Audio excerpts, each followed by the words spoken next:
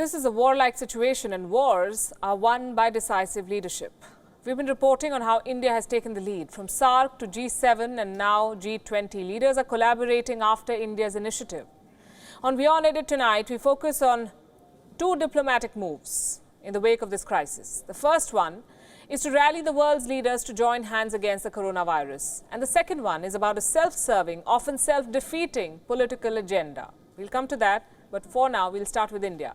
The government of India is responding aggressively at home. We've discussed the measures being taken. The government is also rallying global support for the larger fight outside, because you cannot win against coronavirus only at home.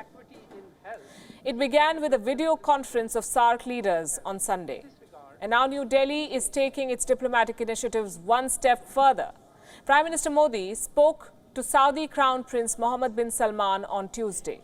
This is for a G20 conference and consultation. Why the Crown Prince? Because Saudi Arabia holds the chair for the G20 presidency. It's a position that rotates between all member nations every year. Right now, it's with Saudi Arabia. During the conversation with MBS, Prime Minister Modi raised the need for coordination among the G20. And the Saudi leader agreed. So Riyadh is set to be in touch with other member nations now. A quote-unquote extraordinary session could be convened next week to draw up a plan of action. And this too is expected to happen over video conferencing. A session like this would lead to tangible outcomes. One, leading powers would be able to pool in their resources and know-how. They could coordinate their response. Two, it will lead to collective action. And three, and more importantly, it will provide the rest of the world with a response template to follow. The world is staring at an unprecedented crisis, and India's diplomatic efforts, first with SAARC and now with G20, is an unprecedented diplomatic move to tackle the threat. India is doing, some say, what institutions like the UN should have.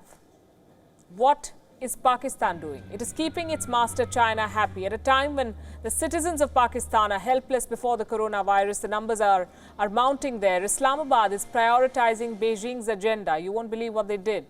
The Pakistan president and foreign minister traveled all the way to China at a time when the entire world is keeping its distance from China, isolating itself from Chinese supplies, shutting down routes of arrivals. The Pakistani leaders decided to fly to Beijing, to the epicenter of the outbreak.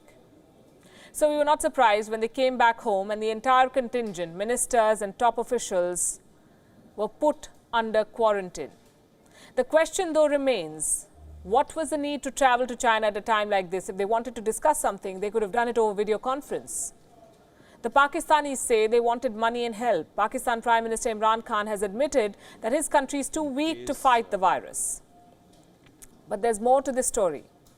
This visit was for China. It works to China's advantage. It indicates that it's business as usual in Beijing. There is no need to worry. Pakistan is sending its president to the country.